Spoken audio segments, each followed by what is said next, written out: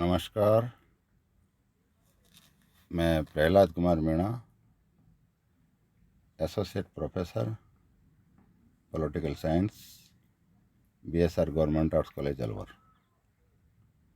इस ई क्लास में आप सभी का स्वागत है। यह video B honours part 3 paper 9 पाश्चात्य राजनीतिक विचारकों के लिए तैयार किया गया है। इससे पहले के वीडियो में हमने हाब्स के समझौता सिद्धांत के बारे में जाना था। सामाजिक समझौता सिद्धांत में वो प्राकृतिक अवस्था, मानव स्वभाव का चित्रण, प्राकृतिक अधिकार और प्राकृतिक कानून और उसके बाद में अनुबंध की बात करता है। और इस प्रकार से अनुबंध के आधार पर वो राज्य की उत्पत्ति का सिद्धांत बताता है। मूल रूप से वो मानव के स्वभाव संबंधी चित्रण को ध्यान में रखते हुए उसको हिंसक, कपटी, छल कपट वाला दुष्ट प्राणी मानता है और उनसे शांति और हिंसा से मुक्ति पाने के लिए उसने अपने अधिकारों को, प्राकृतिक अधिकारों को परित्याग करके किसी एक व्यक्ति या व्यक्ति समूह को देने की बात करते हुए वो एक समझौते की बात करता है। आज हम इस वीडियो में हाब्स के सामाजिक समझौता सिद्धांत की विशेषताएं और उसमें उस समझौते में क्या कमियां हैं, उनकी आलोचनाओं के बारे में चर्चा करेंगे। हाब्स के सामाजिक समझौता सिद्धांत की विशेषताएं इस प्रकार हैं। इसकी पहली विशेषता यह है कि समझौता सामाजिक है, शासकीय नहीं। शासकीय अनुबंध में और शासक और शासितों में होता है, किंतु हाब्स का समझौता राजा और प्रजा के मध्य नहीं है, किंतु विभिन्न व्यक्तियों के बीच हुआ है और संप्रभुता की सृष्टि करते हैं। यानी कि ये समझौता सामाजिक समझौता है, शासकीय नहीं है, क्योंकि ये समझौता व्यक्ति समूह के बीच हुआ है और व्यक्ति समूह ने अपने सारे अधिकार उनका त्याग करके, प्राकृतिक अधिकारों का त्याग करके एक संप्रभु में अपने सारे अधिकार निहित किए हैं। ये उसकी पहली विशेषता है। दूसरी विशेषता, शासक या संप्रभु सत्ता समझौते में किसी भी पक्ष के रूप में सम्मिलित नहीं है। शासक या संप्रभु सत्ता समझौते में किसी भी पक्ष के रूप में सम्मिलित नहीं है। अतः वह जो कुछ करती है उसके लिए वह किसी के प्रति उत्तरदायी नहीं होती तथा वह पूर्णतः निरंकुश होती है। यानी कि दूसरी विशेषता है कि ये जो संप्रभु है ये निरंकुश है, इस पर किसी का कोई नियंत्रण नहीं है और वो किसी के प्रति भी उत्तरदायी नहीं है। ये दूसरी विशेषता है उसकी। तीसरी विशेषता, जिन उद्देश्यों से अनुबंध की रचना हुई है वे अनुबंध के अंग मान लिए गए हैं। इसका अर्थ यह है कि जब तक उनकी पूर्ति होती रहेगी तब तक अनुबंध जारी रहेगा। यानी कि ये द्विपक्षीय अनुबंध है। अगर कोई भी पक्ष यदि अपने वचन का या अपने कार्यों का पालन नहीं करता है तो ये अनुबंध समाप्त हो जाएगा। यह अनुबंध तब तक ही है, तब तक उनकी पूर्ति होती रहेगी। चौथी विशेषता, यह मनुष्य के भय पर आधारित है। हिंसा जनित मृत्यु का भय ही मनुष्य को इस अनुबंध के लिए या इस समझौते के लिए बाध्य करता है। यानी कि हिंसा से मुक्ति पाने के लिए ही ये मनुष्यों को समझौते के लिए बाध्य करता है।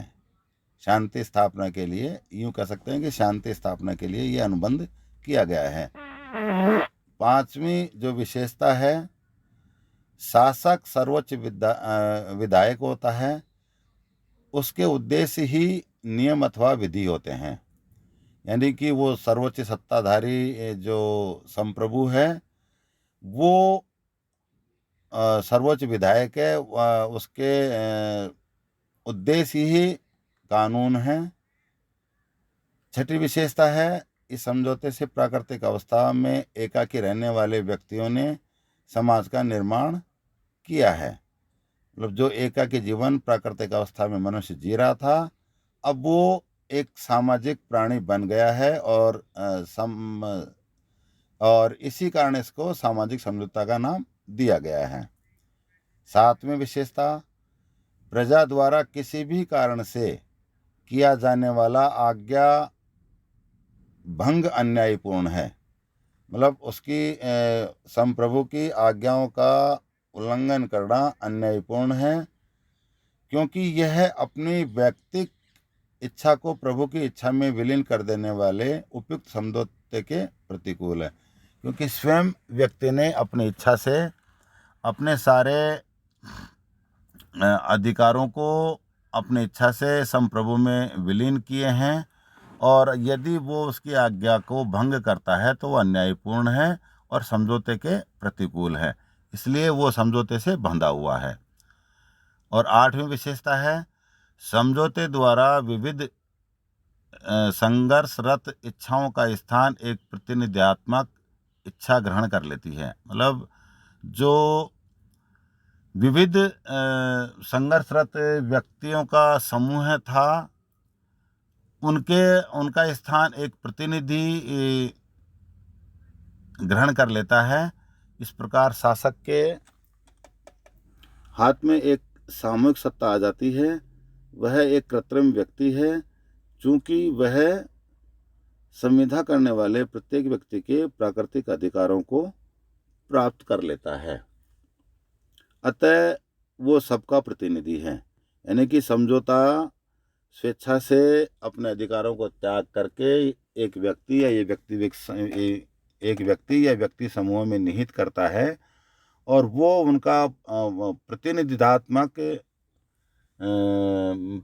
संप्रभु बन जाता है, और उसकी इच्छा ही व्यक्ति समूह की इच्छा हो जाती है। इस प्रकार से ये हाब्स के सामाजिक समझौता सिद्धांत की विशेषताएं हैं। हाब्स के समझौता सिद्धांत की कुछ विचारकों ने आलोचना भी की है, क्योंकि लेवियाथन सिरकटा संप्रभु है और वो निरंकुश है, उस पर किसी का भी नियंत्रण किसी भी प्रकार का नहीं है, इसलिए उसकी आलोचना भी की गई है। आलोचकों ने हाब्स के सामाजिक समझौता सिद्धांत का कड़ा विरोध किया है, और उस विरोध के निम्नलिखित तर्क बताए गए हैं। पहला जो तर्क दिया है या जो आलोचना का आधार है, वो है मानव स्वभाव का दोषपूर्ण चित्रण। हाब्स ने अपने ग्रंथ लेवाइथन, डीसीवे, कारपोरे इत्यादि में हाब्स ने मानव स्वभाव का दोषपूर्ण, एकांगी और निराशावादी दृष्टिकोण प्रस्तुत किया है। वह मनुष्य को घोर स्वार्थी, कपटी और क्रूर बतलाया है, जबकि सहानुभूति, उदारता, दयालुता, परोपकार और प्रेम आदि मानवीय गुण भी उसमें पाए जाते हैं। हाब्स ने सर्वथा भुला दिया है या भुला देता है, वह केवल उसकी पार्श्विक प्रवृत्तियों पर ही बल देता है। उसे एक पक्षीय दृष्टिकोण के आधार पर राजनीतिक सिद्धांत का निर्माण नहीं हो सकता। जो पहली आलोचना का आधार है वो मानव स्वभाव का दोषपूर्ण चित्रण है, क्योंकि मनुष्य को उसने केवल एकांकी और निराशावादी उसका पक्ष है उसी को प्रस्तुत किया है, और उसमें मनुष्य को स्वार्थी, कपटी, क्रूर और बताया है, जबकि मनुष्य में उदारता, दयालुता, परोपकार, प्रेम आदि गुण भी मौजूद होते हैं। अतः मानव का स्वभाव का चित्रण समझो हाफ्स द्वारा दोषपूर्ण किया गया है। दूसरा जो आलोचना का आधार है, प्राकृतिक अवस्था अस्वाभाविक। हाफ्स की प्राकृतिक अवस्था असत्य, अस्वाभाविक और अनैतिहासिक है। प्राकृतिक दशा में मनुष्य एकाकी और ऐसी दशा में रहता था जिसमें हत्या, हिंसा, छल कपट का साम्राज्य था, किंतु समझौता होने के बाद वह सामाजिक बनकर शांतिपूर्ण समाज में रहने लगा। उसकी प्रकृति में एक ऐसा परिवर्तन कैसे आ गया कि उसने अराजकता और अव्यवस्था को सुव्यवस्था में परिणित कर लिया। एक ही क्षण में प्राकृतिक अवस्था में रहने वाले मनुष्यों ने संघर्षपूर्ण जीवन को छोड़कर सहयोगी जीवन कैसे अपना लिया। दूसरी जो आलोचना का पक्ष है कि प्राकृतिक अवस्था में उसने बताया कि वो संघर्षरत था, हिंसा जनित जीवन जी रहा था, तो ऐसा एक क्षण में उस समझौते के आधार पर ऐसा क्या हो गया कि उसने अपने स्वभाव में इतना एक क्षण में ही इतना बड़ा परिवर्तन आ गया कि वो हिंसा, कपट, छलबल और स्वार्थ इन सबको एक साथ छोड़कर वो शांतिपूर्ण जीवन या शांतिपूर्ण समाज में रहने लायक बन गया। ऐसा मनुष्य की स्वभाव के में ऐसा शायद तत्काल या बहुत कम समय में ऐसा परिवर्तन होना असंभव है। तीसरी जो आलोचना का आधार है वो है प्राकृतिक दशा में प्राकृतिक अधिकारों की मान्यता असंगत है। यानी कि प्राकृतिक दशा में प्राकृतिक अधिकारों की जो मान्यता 19 प्रकार के अधिकार बताए हैं हाफ्स ने, वो असंगत हैं। प्राकृतिक अवस्था का वर्णन करते हुए हाफ्स ने यह प्रतिपादित किया है कि उसके व्यक्ति को कुछ अधिकार भी प्राप्त होते हैं जिनका रूप प्राकृतिक होता है। अराजकतापूर्ण प्राकृतिक अवस्था में व्यक्ति को कोई अधिकार हो सकता है, यह न कहा जाना ही बुद्धि संगत है। क्योंकि प्राकृतिक अवस्था में आलोचकों ने कहा कि उसे कोई अधिकार प्राप्त नहीं थे, जबकि हाफ्स द्वारा अपने रचनाओं में, अपने दर्शन में प्राकृतिक अधिकारों की बात की है। चौथी आलोचना का जो आधार है वो है समझौता अतार्किक। हाफ्स की ये भ्रांत धारणा है कि आदिम समाज में मनुष्य एकाकी रहता है। उसे ये ज्ञात नहीं था कि मनुष्य में सामाजिक जीवन के तत्वों का कभी अभाव नहीं रहा। ऐतिहासिक तथ्य यह है कि व्यक्ति कभी इस प्रकार अकेला नहीं रहे, वे किसी न किसी प्रकार के समाज में रहते आए हैं। जो उसने बताया, जो प्राकृतिक अवस्था समझौते में, सामाजिक समझौते में बताई है कि एकाकी जीवन जीता था, हिंसा और संघर्ष का जीवन, छल कपट के आधार पे वो जीता था। तो ये उनका अतार्किक एकांकी जो मनुष्य स्वभाव का जो उन्होंने वर्णन किया है वो अतार्किक है। और अंतिम आलोचना के रूप में जो आलोचना का आधार है वो है निरंकुशता का समर्थन। शक्ति ही सत्य है। हाफ्स का ये मानना था कि शक्ति ही सत्य है, और प्राकृतिक दशा में भी वो यही कहता है कि शक्ति ही सत्य है, और समझौते के बाद में भी वो संप्रभु को निरंकुश सत्ता देने की बात करता है। हाफ्स द्वारा स्थापित शासन पर किसी प्रकार का कोई नियंत्रण नहीं है और वो पूरी तरह से निरंकुश है। उस पर न तो कानून का अंकुश है और न व्यक्ति के मौलिक अधिकारों का ही कोई अंकुश है। वस्तुतः हाफ्स ने अपने समझौते सिद्धांत द्वारा मनुष्य को सर्वथा अधिकार शून्य करके लेवियाथन की दासता के पास में जकड़ दिया है। इसमें मनुष्यों की स्थिति लेवियाथन रूपी चरवाहे के द्वारा हाँके जाने वाले पशुओं के झुंड जैसी लगती है। यानी कि निरंकुशता का जो समर्थन किया है, तो वो संप्रभु जो निरंकुश होगा वो मनुष्य के स्वभाव और प्राकृतिक अधिकार कानून के विपक्ष में काम करे तो उसको नियंत्रित करने के लिए किसी प्रकार का कोई नियंत्रण की बात हाफ्स द्वारा अपने समझौते में नहीं बताई गई है। लेकिन इन आलोचनाओं के बावजूद सामाजिक समझौता के प्रतिपादन को करके हाफ्स ने इस सत्य का प्रतिपादन किया है कि राजतंत्र जो प्रारंभिक अवस्था में राज्य का स्वरूप रहा है, न तो ईश्वर द्वारा उत्पन्न दैवीय संस्था है और न ही किसी प्राकृतिक विकास का परिणाम है, वरन यह तो मानव द्वारा निर्मित एक कृत्रिम संस्था है जिसे व्यक्तियों द्वारा अपने कुछ निश्चित आवश्यकताओं की पूर्ति के लिए निर्मित किया गया है। अतः उसके लिए राज्य साध्य की ओर ले जाने वाला एक साधन मात्र है, स्वयं में साधन नहीं है। इसके अतिरिक्त हाफ्स की विचारधारा ने संप्रभुता की धारणा के प्रतिपादन का मार्ग प्रशस्त किया है।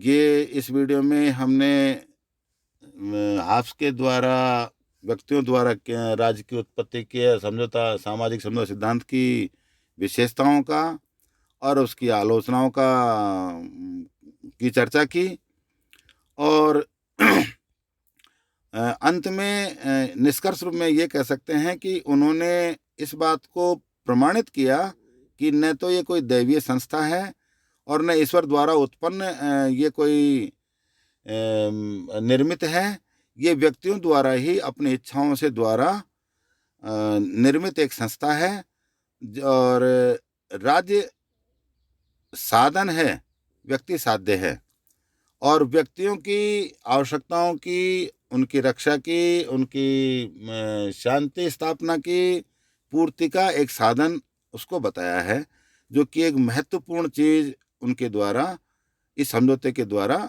प्रतिपादित की गई है और संप्रभुता की धारणा का प्रतिपादन कर राज्य की जो अल्टीमेट शक्ति है, अंतिम शक्ति है, उसके बारे में बताया है। इस क्लास में इतना ही। अगले वीडियो में हम हाफ्स के दूसरे विचारों की चर्चा करेंगे। तब तक के लिए धन्यवाद। घर में रहें, सुरक्षित रहें। पुनः एक बार आपका धन्यवाद।